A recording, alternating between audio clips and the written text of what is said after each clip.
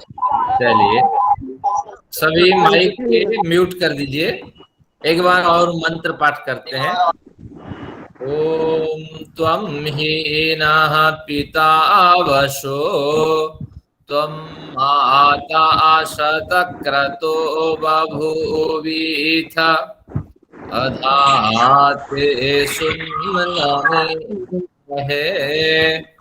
ओम शांति अरे बाबा सब ठीक है यार। शांति शांति। परम पिता के प्रति नमन। आप सभी लोगों को मेरा अभिवादन है और कनिष्ठों को स्नेह है। आज का सत्र विभूति पाद पे आधारित है। पिछली कक्षा में हमने जिन जिन विभूतियों की चर्चा की थी तो उनको काव्य श्रृंखला के माध्यम से अनुराधा जी ने प्रस्तुत किया था। तो उसमें एक के नगण्य सी त्रुटि है, उन पे हम ध्यान केंद्रित करते हैं कि त्रुटि क्या है कि प्रातिभि नामक जो सिद्धि है, प्रतिभा ज्ञान से प्राप्त जो सिद्धि है, वो दो प्रकार की है। एक सामान्य प्रातिभ सिद्धि, एक यौगिक विशेष योगियों के लिए प्राप्त प्रातिभ सिद्धि है।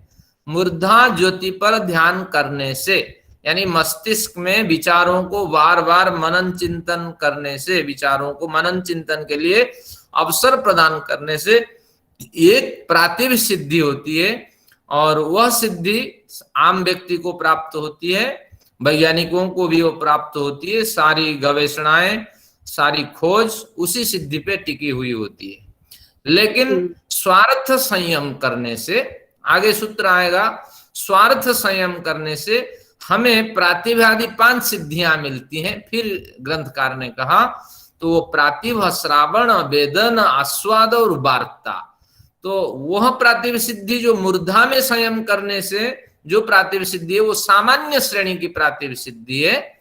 लेकिन यहाँ जो स्वार्थ में संयम करने से, अपने आत्म तत्व के ज्ञान में, स्वरूप में संयम करने से जो सिद्धि मिलती है, तो इस सिद्धि का नाम है कि विशेष प्रातिभ सिद्धि है। और ये योगियों को ही केवल प्राप्त हो पाती है, लेकिन उन वैज्ञानिकों को प्राप्त नहीं हो पाती जो विकास करते हैं, समाज के सुधार के लिए प्रयत्न करते हैं, नई गवेषणा करते हैं, नए आविष्कार करते हैं। उनको सामान्य श्रेणी की प्रातिभ सिद्धि मिलती है, यहाँ विशेष श्रेणी की प्रातिभ सिद्धि की प्राप्ति होती है। तो इस तरह ये एक परिवर्तन था, तो मैंने संकेत कर दिया। बाकी बढ़िया काव्य श्रृंखला बनी है, तो आप सभी लोगों का धन्यवाद। आइए देखते हैं आज की सिद्धियों पर एक नजर डालते हैं कि किस तरह हम आज के प्रकरण को समझें। ये विशेष श्रेणी की प्रातिभ सिद्धि है जो आपको दिखाई पड़ रही है। सामान्य श्रेणी की मूर्धा ज्योतिष के पीछे 33वें सूत्र में उनका कथन हो गया है। अब आते हैं, अब ये 39वां सूत्र हमने अध्ययन कर लिया है। आचार्य जी, हाँ जी, ये जैसे मैंने लिखा था कि ये मेरा ये स्वार्थ संयम से पुरुष एवं आत्मज्ञान व श्रावण आदि अनेक सिद्धियां, तो ये क्या इसमें क्या गलती हो गई? और योगी को सामान्य पुरुषों की अपेक्षा कम व्यथित करेंगी व्यथाएं। मूर्धा ज्योति को आपने पहले ले लिया ना, मूर्धा ज्योति के साथ 2 सिद्धियों का वर्णन कर दिया। हाँ जी, पहले तो मूर्धा लिखी मेरे। हाँ जी, हाँ जी, तो प्रातिभ मूर्धा सिद्धि में एक प्रातिभ सिद्धि है और स्वार्थ संयम में एक प्रातिभ सिद्धि है। तो प्रातिभ सिद्धि 2 प्रकार की है, ये कथा है। मैंने दोबारा लिखा है कि स्वार्थ संयम से फिर पुरुष एवं आत्मज्ञान, ये सिद्धि है दोबारा। कोई बात नहीं, वो चर्चा का विषय नहीं। मुझे यही लगा कि मूर्धा ज्योतिषी में आपने दोनों को कवर किया। अलग अलग हैं दोनों, अलग नहीं है। ठीक है, दोबारा मैं सुनता हूँ। चलिए, अब विषय क्लियर हो गया। अब आगे बढ़ते हैं। आकाश गमनम सिद्धि असंभविक सिद्धि है, इसको छोड़ देते हैं। अब आगे की सिद्धि पे हम नजर डालते हैं। साधना करने पर बड़ी सिद्धियां मिलती है। अब यहाँ 43वें सूत्र में इसमें जो सिद्धि है, इस सिद्धि की संख्या है 25वीं सिद्धि है ये 43। हाँ, अब ये सिद्धि क्या क्या है? प्रकाशावरण क्षय सिद्धि। प्रकाश, ज्ञान में प्रकाश होता है, तो वह ज्ञान रूपी प्रकाश आवरणों से, यानी कई विरोधी तत्वों से वो प्रकाश घिरा हुआ होता है। तो इस तरह प्रयत्न करने से ज्ञान रूपी जो प्रकाश है वो विच्छुरित होगा या प्रकाशित, परिप्रकाशित होगा, और उसके जो आवरण है, चारों ओर का जो आवरण है, जो बंधन है, तो वो नष्ट हो जाएंगे। तो क्या है, पढ़ते हैं। बहिरकल्पिता वृत्तिर महाविदेहा। तो ये बही को अभी रोक देते हैं, इसमें दो शब्द हैं, इसको स्पष्ट कर देते हैं। अकल्पिता वृत्ति करके एक शब्द है और महाविदेहा करके एक शब्द है। तो ये सिद्धि का स्वरूप है, अकल्पिता वृत्ति और महाविदेहा नामक सिद्धि है। तो इन दोनों को हम खोलते हैं। अकल्पित शब्द का अर्थ है कि जो निष्प्रयास, जिसके लिए आप प्रयास नहीं करते हैं, जैसे हम समाधि आदि लगाते हैं, एक प्रयास करते हैं, कुछ देर सकारात्मक विचार से गुजरने के बाद तो फिर हमारी समाधि लगती है। लेकिन कई बार निष्प्रयास भी हमें समाधि में सफलताएं मिलती है, तो इसको अकल्पित सिद्धि हम कहेंगे। तो अब मैं उदाहरण दे के समझाता हूं कि बहुत कोई चीज हमारे मन को भा गई है, बहुत अच्छी लगी, बाजार गए थे और उससे मिले, बा उस चीज को देख कर के मन में विचार आया कि ये मेरे पास होना चाहिए। तो जब तक घर नहीं पहुंचे, दूसरे व्यापार में प्रवृत्त नहीं हुए, तब तक मन में विचार उठता रहा, चीज बहुत बढ़िया थी, वो व्यक्ति बहुत बढ़िया था, उसका व्यवहार बहुत बढ़िया था। कक्षा है, कक्षा के विचार भी मन में गूंजते रहते हैं बड़े लंबे समय तक। तो इस तरह इसमें हम प्रयास नहीं करते, वो निरंतर हृदय की गहराई में इसके विचार छिपे हुए होते हैं और वो प्रकट होते हैं। तो इसलिए इसका नाम है अकल्पित वृत्ति। महाविदेह को खोल लेते हैं, बही के साथ फिर जोड़ देंगे। महाविदेह का मतलब शरीर के अभिमान से रहित, यानी मैं अपने शरीर के बल पर इसका अनुभव कर रहा हूं, ऐसा अनुभव नहीं होता है। और ये दिव्य अनुभव होता है, आप अपने शरीर में होते हुए भी शरीर की सुध खो जाती है और आप उसी में निरंतर संलग्न रहते हैं, उसी में डूबे रहते हैं। लेकिन वो वृत्ति अगर सकारात्मक वृत्ति है तब, जैसे शकुंतला और दुष्यंत की कथा है। अब ऋषि दुर्वासा पहुंच रहे हैं और दुर्वासा बड़े क्रोधी हैं, ये सब निरर्थक कथन है। संत है, ऋषि जिसकी उपाधि है, वो भला क्रोधी क्यों बनेगा। चलिए, पुराण कहता है कि अब दुर्वासा पहुंचे हैं और शकुंतला दुष्यंत की सूद से बिल्कुल विदेह, महाविदेह की स्थिति में पहुंच चुकी है। और इतने में दुर्वासा को गुस्सा आया, मेरा आपने सम्मान नहीं किया, तो फिर उन्होंने उसको अभिशाप दिया। तो एक मैं उदाहरण के तौर पे दिखाया, कई बार हम अपने सूद खो देते हैं।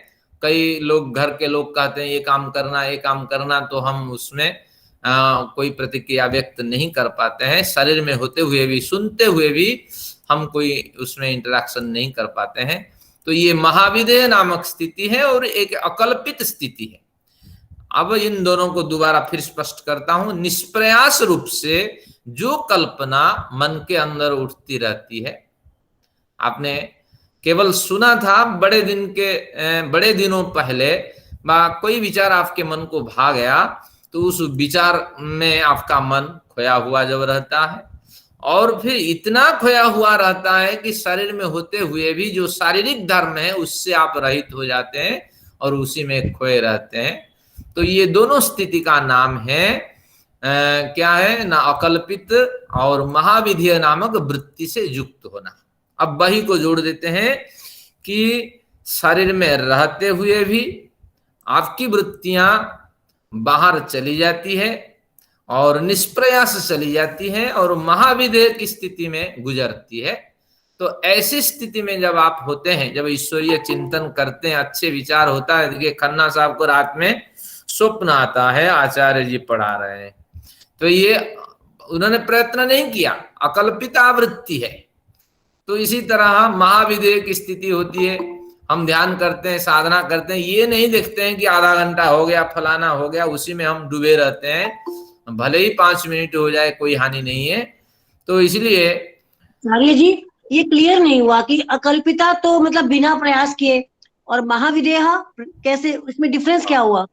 हाँ, अकल्पिता, और दूसरी इसमें बात ये गहराई, कहाँ कहाँ पर संयम करने से होगी ये सिद्धि, ये भी अभी पता नहीं। अभी कहेंगे कि महाविदेह का मतलब अकल्पिता वृत्ति में हल्कापन है, वृत्ति एक उठती है और निष्प्रयास से वृत्ति उठ जाती है, लेकिन उसी वृत्ति में जब गहराई आती है तो महाविदेह नामक स्थिति आपको प्राप्त होती है। इन दोनों पे अगर आप संयम करते हैं, अकल्पिता वृत्ति पर और महाविदेह नामक वृत्ति पर संयम करते हैं, यानी बड़ी बड़े खूबसूरत जो विचार है उस विचार पे अगर आप झूमते हैं तो ये अकल्पिता वृत्ति की स्थिति आपको प्राप्त हो जाती है। और इस विचारों को अगर गहराई में उतार देते हैं और स्वयं ही शरीर शून्य हो जाते हैं, उसी विचार प्रमुख शरीर आपका बना रहता है, तो ये आपका बना महाविदेह नामक वृत्ति, महाविदेह नामक वृत्ति से आप युक्त हो गए। शरीर में रहते हुए बाहर अगर अकल्पित वृत्ति आपको प्राप्त हो जाती है, महाविदेह नामक वृत्ति प्राप्त हो जाती है, तो उसी में ततः, तो उसी में संयम करने से प्रकाशावरण क्षय। ये जो भाष्य है इसको भूल जाइए, ये भाष्य स्वामी जी ने जैसे समझा लिखा, तो उससे यानी इन दोनों पे संयम करने से, अकल्पिता वृत्ति जो आपके मन को भा रहा है, क्या बढ़िया खुशबू है, क्या बढ़िया है, तो अगर सकारात्मक विचार कुछ मिल रहा है तो उसमें आप प्रवाहित हो जाइए, और इतना प्रवाहित हो जाइए कि उसमें डूब जाइए। तो ये दोनों पे संयम करने से तो ज्ञान रूपी जो बड़ा सा पदार्थ है, साधन है हमारे पास, तो उसके आवरण कौन होते हैं? रज और तम, रजोगुण और तमोगुण उसके आवरण होते हैं। ज्ञान सत्वगुण से प्रबुद्ध होता है, तो ज्ञान रूपी सत्वगुण के प्रकाश से रजोगुण और तमोगुण का क्षय हो जाता है, आपका ज्ञान निर्मल हो जाता है। उस निर्मल ज्ञान से तो आप महाविदेह का आनंद लेते हैं, अकल्पित वृत्ति का आनंद लेते हैं। ये सूत्र का बढ़िया सुंदर सा अर्थ है, लेकिन ये जो व्याख्या मैंने देखा ये उलझन भरी व्याख्या है, आपको कहीं कुछ नहीं मिलेगा। तो इस तरह ये व्यास के भाष्य को आप पढ़ लीजिए। समझ नहीं आया, एक बार और नहीं आया, सब इंटरमिक्स हो गए, कोई बात नहीं, इंटरमिक्स हो गए। हाँ, थोड़ा सा के अंदर बाहर क्या बताया ना, मुझे समझ में नहीं आया। शरीर के अंदर बाहर ये भी समझ नहीं आया, क्या किसमें बाहर किसमें अंदर, मतलब बहुत बारीक डिफरेंस है, डिफरेंस नहीं समझ आया। हाँ, अब शरीर के अंदर बाहर की बात कर लेते हैं। कई बार हम क्या करते हैं, प्रयत्न पूर्वक ओंकार आदि उच्चारण करते हैं, फिर विचारों को एक एक कल्पना के जाल में बुनते हैं कि चारों ओर अंधेरा है, इसी अंधेरे में मैं ईश्वर का अन्वेषण करके जा रहा था, लेकिन ईश्वर मेरे हाथ छोड़ दिए हैं। अब मैं उस ईश्वर से प्रार्थना करता हूं कि हाथ बढ़ाएं और मुझे ले जाएं। ये हमने शरीर के अंदर ये कल्पना हमने की है, ये अकल्पित वृत्ति है। और अकल्पित वृत्ति क्या है? जो कल्पना हमने की है शरीर के अंदर की है, लेकिन अकल्पिता वृत्ति क्या है और बाहर कैसे होती है? शरीर में हम विद्यमान रहते हैं, लेकिन निष्प्रयास, कभी कुछ विचार हमारे मन में थे, लेकिन वो विचार किसी कारण से सक्रिय हो जाते हैं, और वो सक्रिय हो जाने के कारण उस विचार की ओर हम खींचे चले जाते हैं। तो ये अकल्पित वृत्ति है, और शरीर में हम रहते हुए भी ये जो विचार है हमारे शरीर के तात्कालिक विचार नहीं है, वो सुप्त पड़े हुए विचार हैं। किसी पोथी में, किसी तिजोरी में ये विचार पड़े थे, लेकिन वो विचार अपने आप सक्रिय हो जाते हैं और हमें खींच लेते हैं, और हम भी उसको प्रश्रय देते हैं कि हाँ हाँ इस पे विचार करना चाहिए, मनन चिंतन करना चाहिए। तो ये अकल्पिता वृत्ति है, निष्प्रयास उत्पन्न होने वाली वृत्तियां हैं। और उसी वृत्ति में जब गहराई आ जाती है, उसी वृत्ति का मनन चिंतन करके जब गहराई आ जाती है और हम शरीर के ज्ञान से भी रहित हो जाते हैं, बड़ी देर तक उसका मनन चिंतन करते हैं, तो ये महाविदेह की स्थिति हमें प्राप्त हो जाती है। तो इन दोनों स्थितियों में संयम करने से जो ज्ञान रूपी सत्व गुण रूपी जो प्रकाश है, उस प्रकाश से रजोगुण और तमोगुण क्षय हो जाते हैं। ये इसका अभिप्राय है। बाकी आप इसकी हिंदी टीका पढ़िए, संस्कृत टीका से नहीं कुछ नहीं, स्पष्ट नहीं समझ तो होगा। आ गया है। तो महाविदेह का क्या मतलब हुआ, मतलब क्या क्या हो जाएगा? विदेह यानी देह से रहित हो जाना। हाँ, अच्छा विदेह, महाविदेह यानी अतिशय रूप से शरीर के ज्ञान से रहित हो जाना। ठीक है ठीक है ठीक है। जब लंबे समय तक आपकी समाधि लगती है तो आप महाविदेह स्थिति में होते हैं। ठीक है, ये तो। पर हाँ। इसका मतलब है जो आपने कहा रजोगुण तमोगुण से निवृत्त होके आप सत्वगुण में चले जाते हैं, तो बहिर्मुक्ति रजोगुण है, अकल्पिता रजो और तमस और रजस है, क्या है? बिल्कुल। इस तरह से अगर आप कहते हैं इसको। हाँ, कल्पित वृत्ति होगी, ये तमोगुण रजोगुण से प्रेरित वृत्तियां होगी, क्योंकि आपने विचार जो भी उठाते हैं, आप जो भी विचार उठाते हैं वो रजोगुण प्रेरित विचार होते हैं।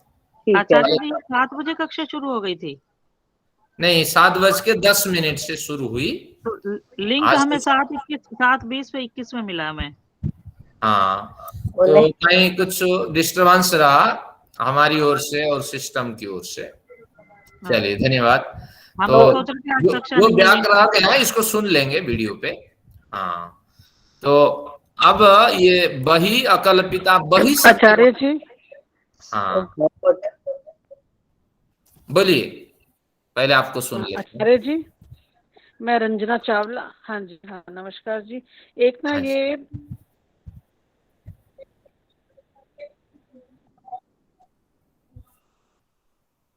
हाँ,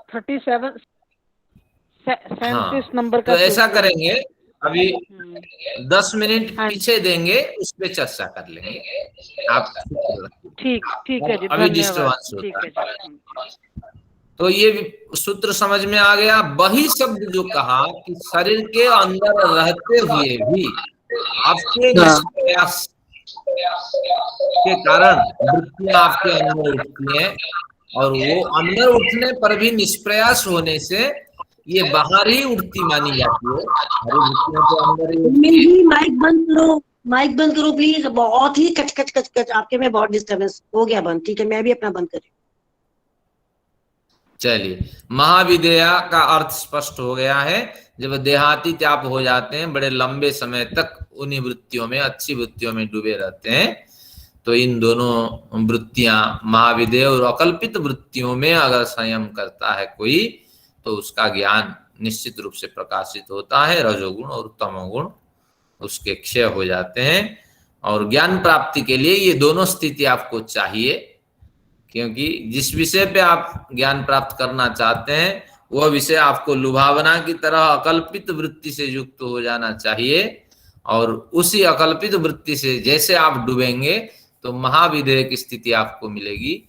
तो ज्ञान प्राप्ति के लिए ये दो साधन कम से कम चाहिए, अकल्पिता और महाविदेह, तब जा करके ज्ञान प्राप्ति होगी।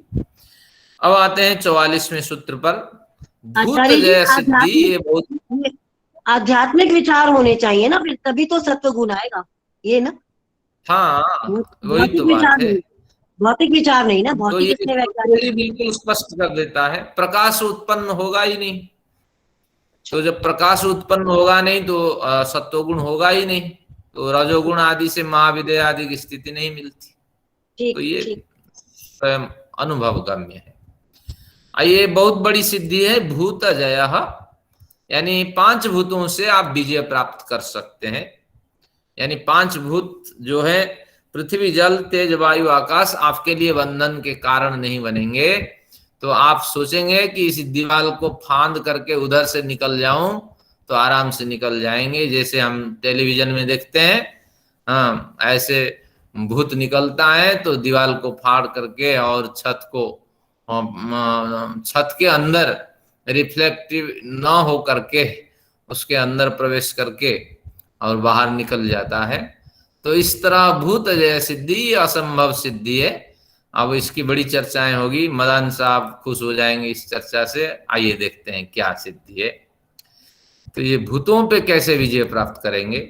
तो स्थूल, स्वरूप, सूक्ष्म, अन्वयार्थ, अन्वय अर्थवत्व, ये 5 भूत हैं तो 5 स्वरूप हैं। स्थूल, स्वरूप, सूक्ष्म ये 3, अन्वय 4, अर्थवत्व 5।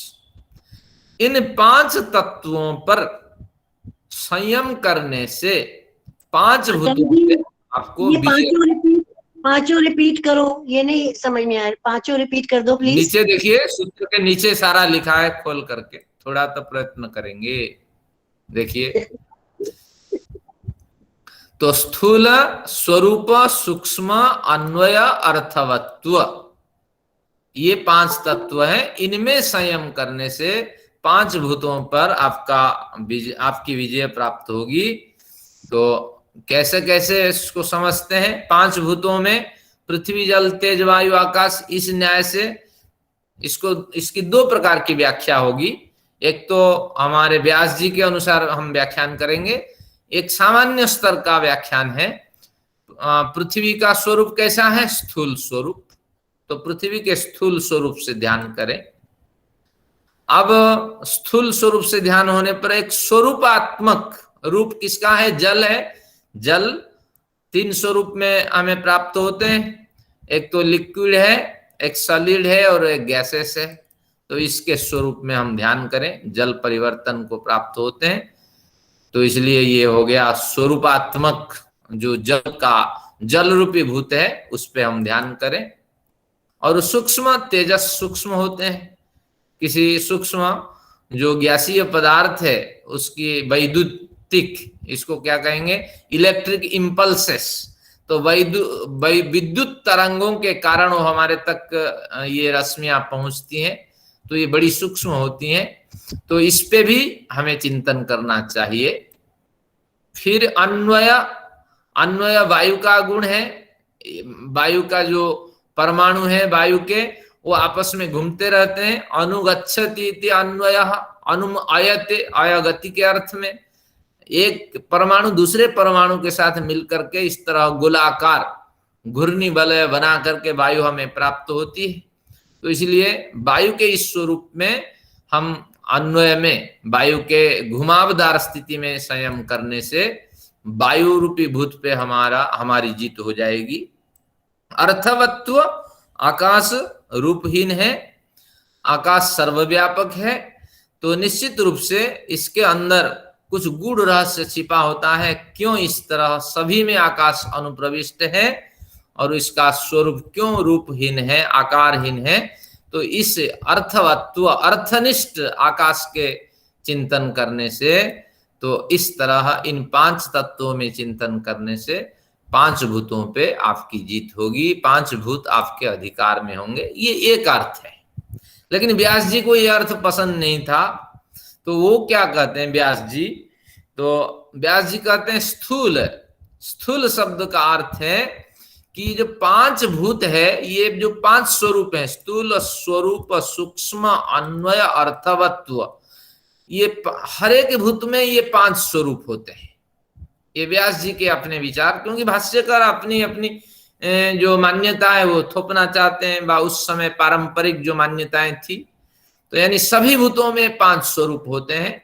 यानी पृथ्वी भी स्थूल है, पृथ्वी भी स्वरूप से युक्त है, सूक्ष्मता से युक्त है, अन्वय से युक्त है, अर्थवत्व से युक्त है। इसी तरह जल, तेज, वायु, आकाश है, एक एक को खोलते हैं। स्थूल, पृथ्वी तो स्थूल से युक्त है, पृथ्वी आदि भूत। और तेज, वायु, आकाश जिसका स्वरूप नहीं है फिर भी उसकी स्थूलता है। कैसे स्थूलता है? देखिए, ईश्वर उससे सूक्ष्म है, तो निश्चित रूप से आकाश जिसका स्वरूप ही नहीं है, जो निराकार है, वह भी स्थूल शक्ति से युक्त है, क्योंकि परमेश्वर जो है सूक्ष्म है। क्योंकि सूक्ष्म परमेश्वर तो आकाश के पीछे आकाश को पकड़े हुए हैं। तो तात्पर्य हुआ कि आकाश परमात्मा की तुलना में जो सूक्ष्म है, इसके भी ये 5 स्वरूप होते हैं। तो इस तरह स्थूल स्वरूप का चिंतन करें। हर पदार्थ, पृथ्वी, जल, तेज, वायु, आकाश अपने अपने स्थूल स्वरूप में विद्यमान रहते हैं। अब हर एक का एक स्वरूप होता है। स्वरूप क्या है? पृथ्वी का स्वरूप है कठिन, जल का स्वरूप है स्निग्ध, स्निग्ध यानी चिकनापन, तरल स्वभाव है, ये जल है, पृथ्वी जल।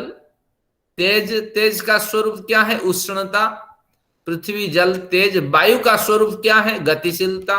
और आकाश का स्वरूप क्या है? आकार रहितता और सर्वव्यापकता। तो इस तरह ये पांच जो भूत है उनमें से जो जल, पांच भूत जो हैं ये सभी इसी तरह इनके स्वरूप होते हैं। तो इन पे भी आप ध्यान को केंद्रित करें। इन पांच भूतों में सूक्ष्म नामक एक स्वरूप और भी है। क्या सूक्ष्म स्वरूप है? पांच भूत किससे बनते हैं? पांच भूत जो हैं वो तन्मात्राओं से बनते हैं। तो उस तन्मात्रा पे संयम करें। पांच भूत परमाणुमय है और तन्मात्रा जो है वो परमाणुओं को उत्पन्न करके भूतों का निर्माण करती है। तो उस तन्मात्रा में संयम करें।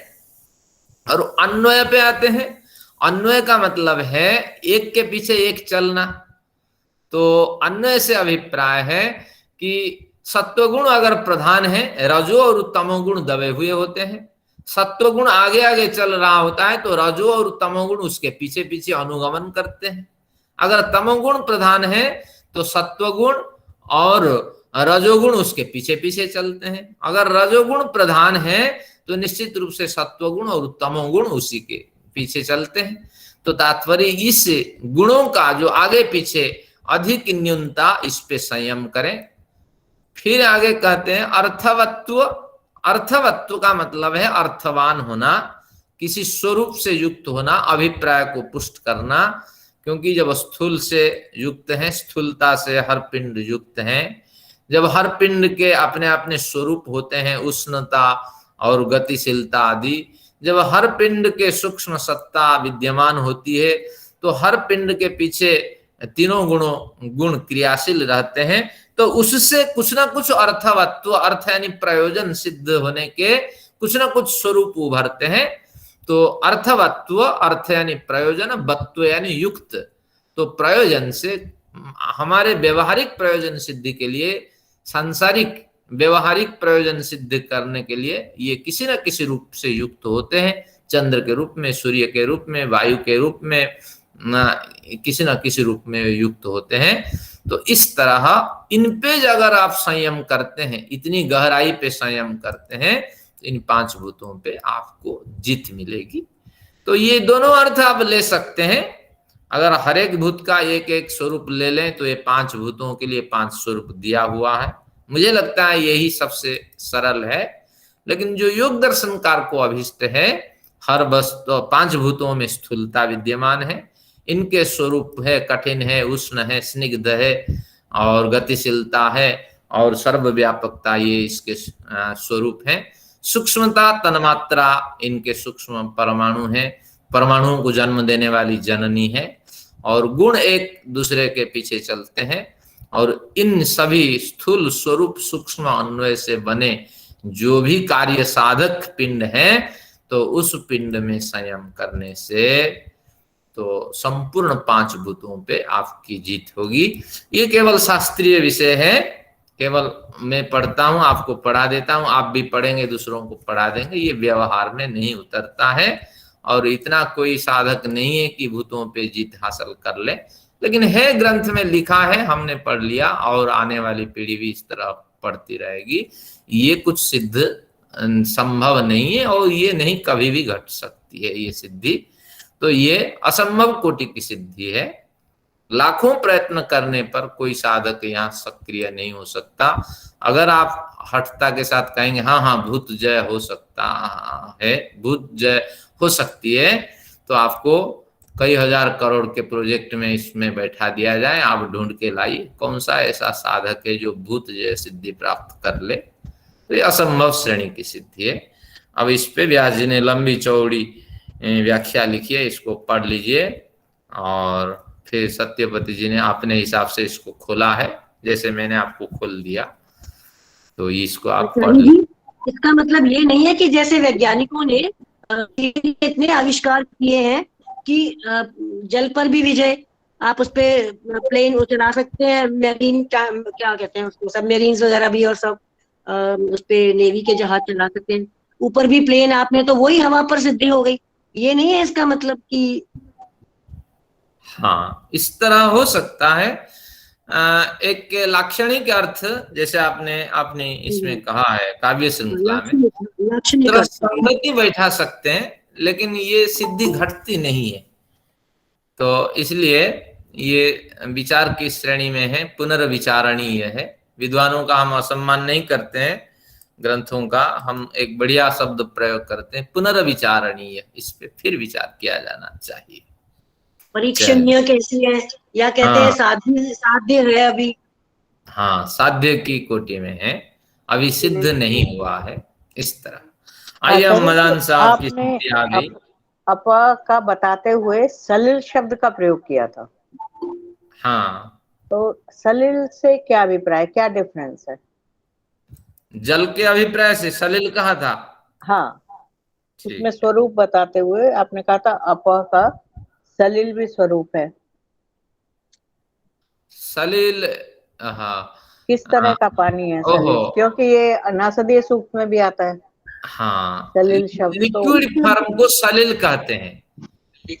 लिक्विड फॉर्म जो है, तरल जो फॉर्म है, तो उसी को हम सलिल कहते हैं। द्रवणशील, द्रवणशीलता, सलिल से अभिप्राय। और लीला के साथ वर्तमान। आप सलिल से डिफरेंस हो गया। आप तो वो है ऑल प्रिवेडिंग वाटर्स हैं जो, हाँ, यानी जो क्रिएशन, स्वरूप, क्रिएशन जल के स्वरूप के निर्णय में मैंने 3 स्वरूप कहा था।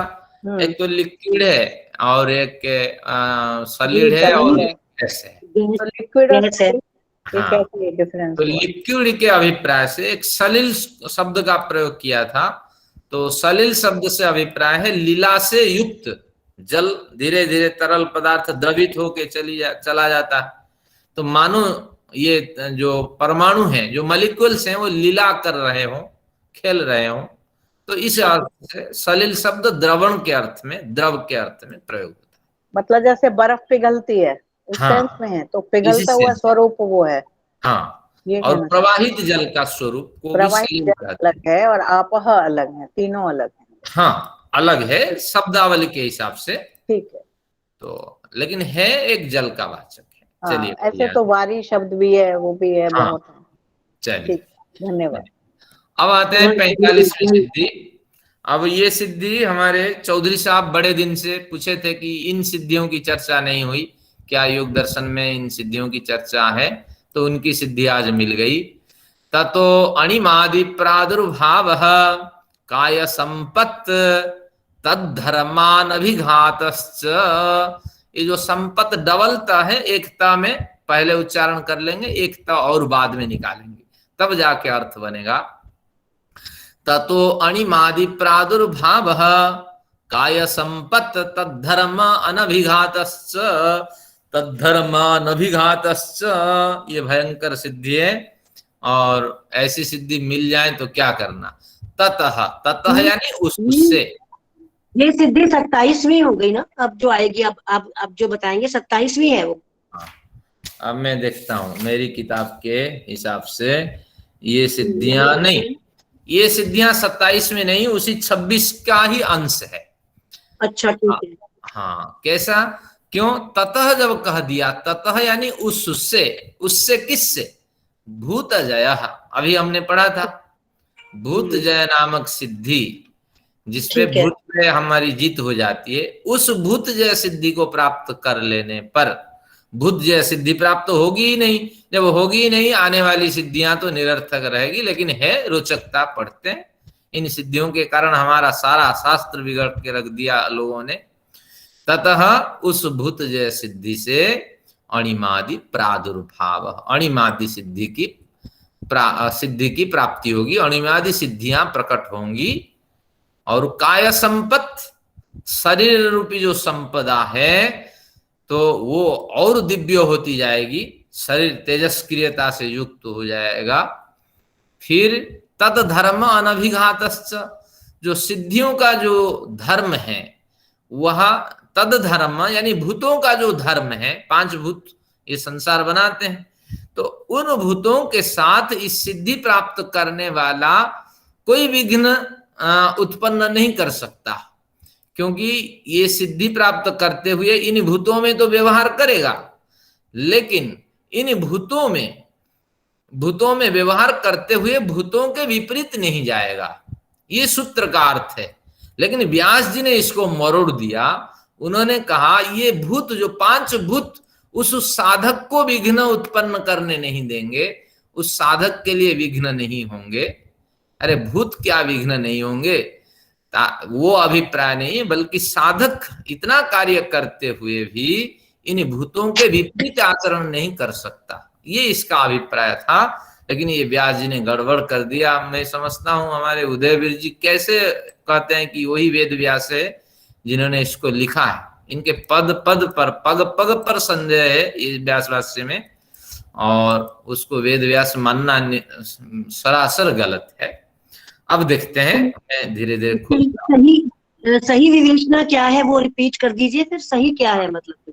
इसमें 3 लाभ होगा। भूत जय सिद्धि से क्या क्या प्राप्ति होगी? अणिमादि सिद्धियों का प्रादुर्भाव होगा, अणिमादि सिद्धि उत्पन्न होंगे, काय संपत शरीर रूपी संपदा जो है वो प्रकाशमान होगी और दीर्घस्थायी होगी, दूसरे लाभ। और तद्धर्म अनभिघातश्च, जो 5 भूतों के धर्म है, सृष्टि का निर्माण, पालन और उसका संहार, उस धर्म में इस सिद्धि को प्राप्त करने वाला साधक कोई विघ्न उत्पन्न नहीं करेगा। यानी इसमें अमित शक्ति होने पर भी यह साधक 5 भूतों के अपने कार्य में विघ्न उत्पन्न नहीं करेगा। तो इस तरह इसके 3 अभिप्राय हैं। अब खोलते ही विषय स्पष्ट हो जाएगा। अब संभवतः आज का जो ध्यान है वो हमें बाद में करना पड़ेगा। देखते हैं, पहले इसको समझते हैं। ये सूत्र समझ में आ गया? भूत जय सिद्धि से नहीं समझ में आया? ततः शब्द का है क्या है कि भूतों जो साधक है वो भूतों में विघ्न उपस्थित नहीं करेगा, मतलब बात समझ नहीं आई। 5 भूत मिलकर के सृष्टि बनाते हैं, पालन करते हैं, संहार करते हैं ईश्वर की प्रेरणा से। और वह साधक इन संपदाओं से युक्त होकर के वो अगर चाहेगा मैं चांद को तोड़ के फेंक दूं, सूर्य को उखाड़ के फेंक दूं, गैलेक्सी के सिस्टम पूरा गड़बड़ कर दूं, क्योंकि मेरे हाथ में अधिकार है और भूतों पे मुझे जीत हासिल हुई है, तो ये नहीं कर सकता। ये इसका अभिप्राय है। ये नहीं कर सकता ना ऐसा। हाँ, ये इसका अभिप्राय है। लेकिन व्यास जी और कुछ कहेंगे। व्यास जी का अभिप्राय है, भाष्यकार व्यास जी वो कहेंगे कि तद्धर्म यानी भूतों का जो धर्म है, 5 भूतों का जो सृष्टि पालन संहार रूपी धर्म है ईश्वरीय प्रेरणा से, तो वो ये इन धर्मों से युक्त ये भूत उस साधक का विघ्न नहीं करेंगे। वो तोड़ फोड़ के फेंक देगा, सब कुछ करेगा, लेकिन ये भूत 5 भूत जो है उसको बंधन उत्पन्न नहीं करेंगे। वो चाहे फेंक दें चाहे रखें। ये व्यास जी का अर्थ होगा। अब हम इसको पढ़ेंगे फिर समझेंगे। शायद व्यास जी यहाँ चक्कर खा गए लिखते लिखते। अच्छे विद्वान तो है, अच्छे विचार दिए हैं। चलिए, ततः यानी उस भूत जय सिद्धि से अणिमादि का लाभ होगा। साधक जो है वो 5 भूतों के साथ जो मर्जी करे, पर उसकी सिद्धि मिल जाएगी उसको, तो उसको वो विघ्न नहीं उपस्थित करेंगे, उसे तोड़ने देंगे, फेंकने देंगे। हाँ हाँ, सूर्य उसको तोड़ के फेंक देगा। हनुमान पे यही सिद्धि तो लगा दिया गया व्यास जी के विचार से। वो तो फल समझ के खा लिया, सूर्य उसको कुछ नहीं किया। उसने सूर्य ने कुछ नहीं किया। हाँ, तो ये व्यास जी के वचन के कारण ये पंक्तियां हनुमान जी को कहते हैं ये सारी सिद्धियां, अणिमा लघिमा लघुमा गरिमा, सारी सिद्धियां हनुमान जी के पास थी, ये कहते हैं ना लोग। अभी पढ़ते हैं। ये व्यास जी के इस विचार से हम हट जाएंगे, लेकिन वास्तविक इसका यही अर्थ है कि वह साधक कितना भी सिद्धि प्राप्त कर ले, भूतों पे वो अधिकार नहीं जमा सकता। भूतों के साथ अनभिघात संबंध रहेगा, भूतों को आघात नहीं पहुंचा सकता। ये इसका अभिप्राय है। आइए समझते हैं, इसके बाद व्यास जी पे आरोप लगाते हैं। अब ये 5 सिद्धियां, अणिमादि 8 सिद्धियां हैं, या कितना मैं गिनता हूं, अणिमा, लघिमा, व्याप्ति, प्रकाम, महिमा, ईशित्व, वसित्व, काम, बस 8 प्रकार की सिद्धियां हैं। लिख लीजिए एक श्लोक जिनके पास है, नहीं तो जब वीडियो आएगी उस समय इतने नंबर पे आप वीडियो को दोबारा सुन लीजिए, मैं बोल देता हूं।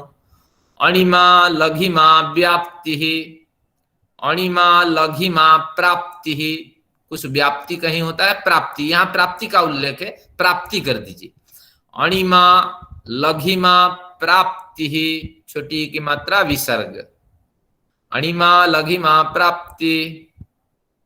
हाँ, आगे क्या है, प्राकाम्यम, प्राकाम्यम, महिमा तथा, प्राकाम्यम महिमा तथा, ईशित्वम, ई बड़ी मात्रा है, सी में छोटी मात्रा है, सलजम वाला स, ईशित्वम च, वसित्वम च, ईशित्वम च, वसित्वम च, काम बसायिका आमता, काम बसायिका आमता।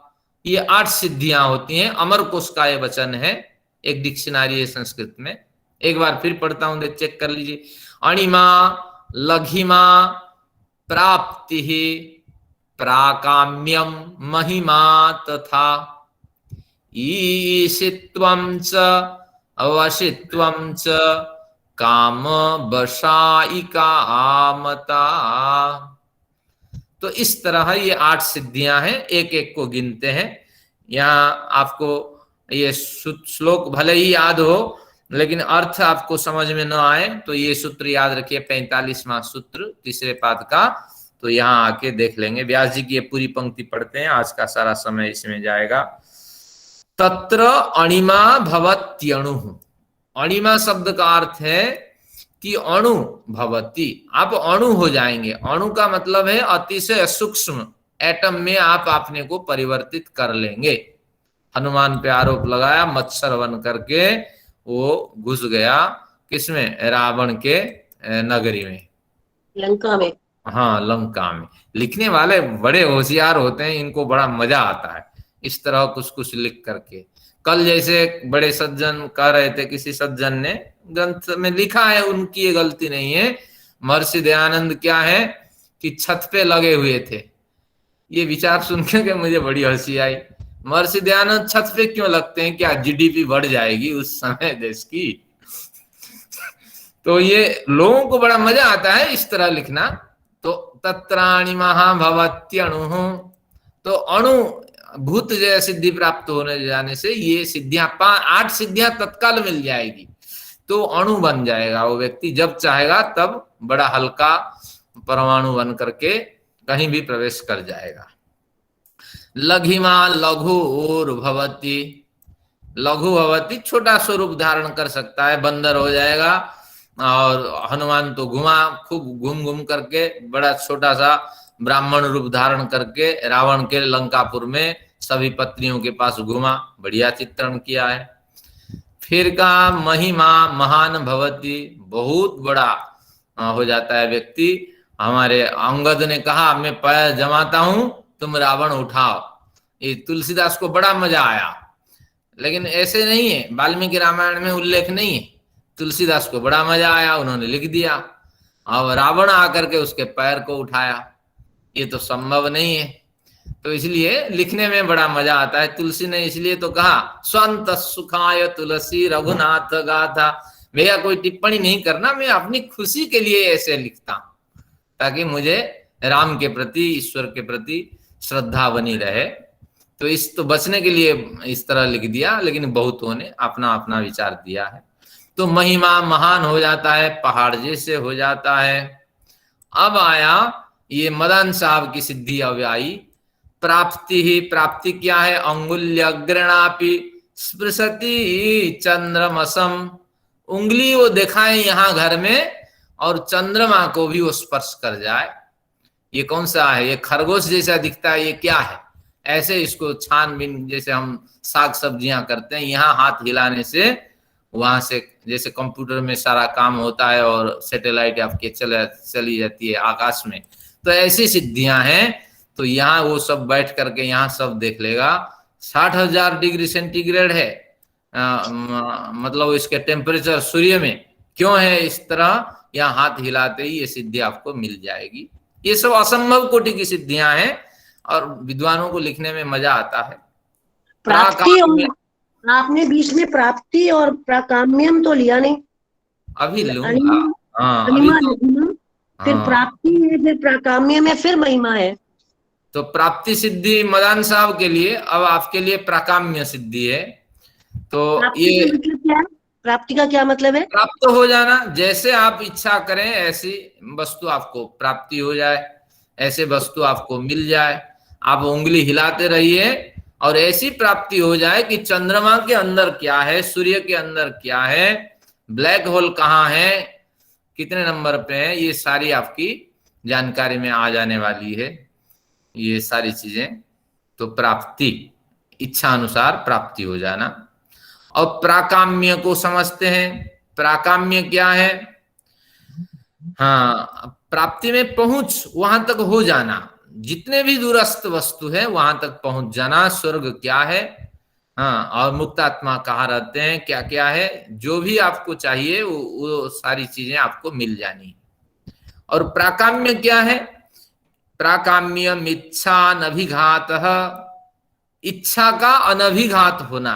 प्राप्ति और प्राकाम्य में थोड़ा सा फर्क है।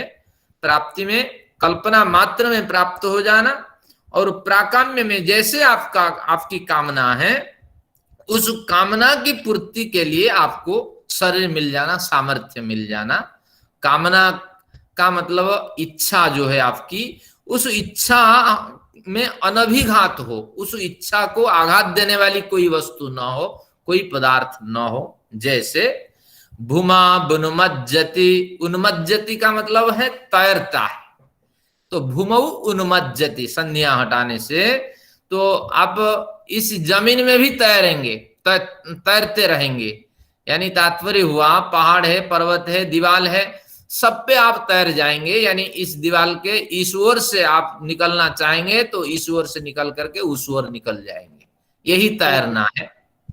और निमज्जति, अगर आप डूबना चाहते हैं, जैसे पानी में आप डूबना चाहते हैं तो इसी तरह डूब भी जाएंगे, फिर ऊपर आएंगे, नीचे आएंगे, इधर खेलेंगे, उधर जाएंगे। जैसे रोशनियां आती हैं, हम टीवी में देखते हैं बच्चों के कार्टून में, इधर से रोशनी आती है, इधर से जाती है, ऊपर उठती है। तो इस तरह ये प्राकाम्य सिद्धि से ये सिद्धियां मिलेगी। फिर वशित्वम एक सिद्धि है। भूत भौतिकेषु वशी भवति अवश्यश्च अन्येषाम, संपूर्ण भूत आपके वश में होंगे, 5 भूत पे आपकी जीत होगी, विजय प्राप्त होगी। तो अन्येषाम, अन्य जितने भी भूत हैं, 5 भूत तो है ही, तो ये अन्येषाम यानी 5 भूतों के आप कभी वशवर्ती नहीं होंगे, बल्कि 5 भूत आपके वशवर्ती होंगे। पृथ्वी, जल, तेज, वायु, आकाश आपके वशवर्ती होंगे।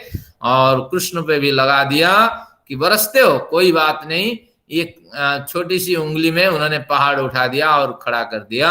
वशित्वम, अरे इंद्र तू बरसता रहो, क्या फर्क पड़ता है। 7 दिन तक ऐसे वो इसमें उंगलियां करके खड़े रहे, लेकिन कैसे वो अपने मोशंस क्लियर करते होंगे, कैसे जाते होंगे पता नहीं।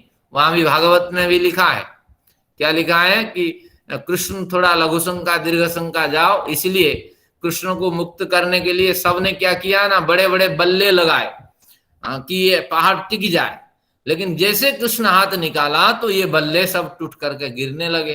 तो फिर कृष्ण का कोई बात नहीं, बिना मोशंस के मैं रह जाऊंगा। तो 7 दिन तक ऐसे खड़े रहे। क्या क्या लोग सुन करके रुपए पैसे बर्बाद करते हैं, विद्वानों के पीछे चलते रहते हैं। चलिए, अब वशित्व का मतलब भूत भौतिकेषु वशी भवति, स्वयं वशी करण को प्राप्त हो जाते हैं। स्वयं वशी यानी स्वयं बस करने के सामर्थ्य से युक्त होते हैं। अवश्य अन्येषाम वशी न भवति, दूसरों के वशवर्ती नहीं होते हैं ये साधक, और लेकिन स्वयं ही भूतों पे अपना अपनी बसता साब्यस्त, अपनी वश्यता नहीं, अपनी वशित्व साब्यस्त करते हैं। इसित्रित्वम तेषाम प्रभवाप्यय व्यूहानामिष्ठे, थोड़ा संस्कृत शब्द कठिन हो गया, तो अब इसित्व नामक सिद्धि क्या है कि तेषाम भूतानाम, उन भूतों में, प्रभव, प्रभव यानी उत्पन्न होना, अप्यय, अप्यय यानी प्रलय को प्राप्त होना, व्यूह, व्यूह का मतलब स्थिति बना रहना, अनेक पदार्थों के साथ मिलकर के पृथ्वी को, सृष्टि को चलाते रहना। तो प्रभव उत्पन्न, अप्यय विनाश, और व्यूह यानी पालन। तो इन भूतों के उत्पन्न, विनाश और पालन के स्वामी बन जाता है। जब चाहे सृष्टि को बिगाड़ देता है, जब चाहे सृष्टि को बना देता है। ईश्वर की कोई आवश्यकता नहीं मानो। ऐसे व्यास जी ने इसको लिखा, या किसी ने व्यास जी की छवि खराब कर दी, हम नहीं बता सकते, लेकिन ये निरर्थक कथन है। तो अब हम कहते हैं ईश्वर सर्वव्यापक है और सर्वकर्ता है, और ईश्वर सृष्टि बनाने बिगाड़ने में किसी की मदद नहीं लेता है। लेकिन यहाँ तो कुछ बड़ी सिद्धि की बात हुई, एक साधक ही सब कुछ कर देगा। ईश्वर तुम बैठे रहो, हम सब कर देंगे, हमें मुक्ति नहीं चाहिए, आपके काम करते रहेंगे, इस तरह विचार उठता है। यत्र कामवसायित्वम, अब कामवसायित्व को समझते हैं।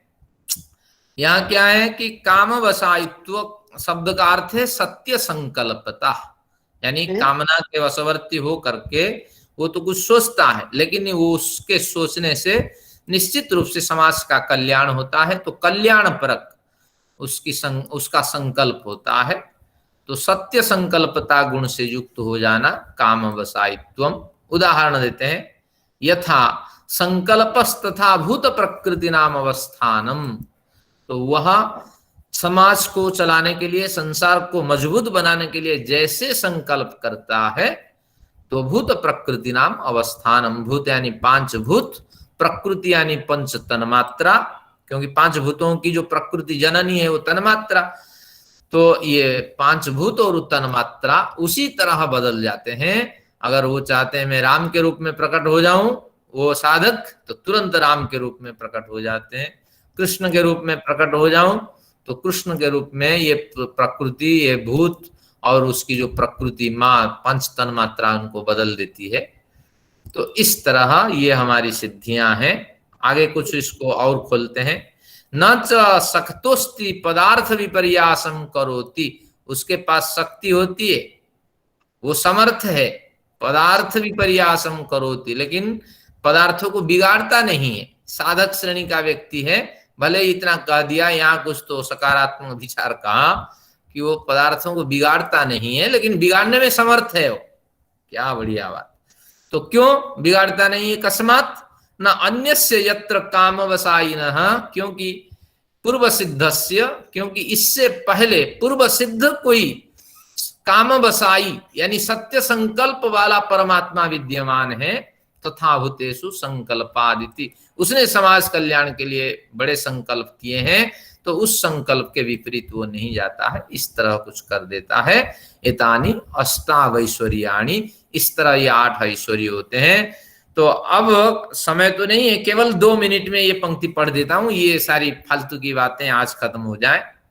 तो काय संपद वक्ष्यमाणा, अब ये तो 8 सिद्धियों की चर्चा हो गई, अणिमादि प्रादुर्भाव। अब काय संपद की क्या बात है?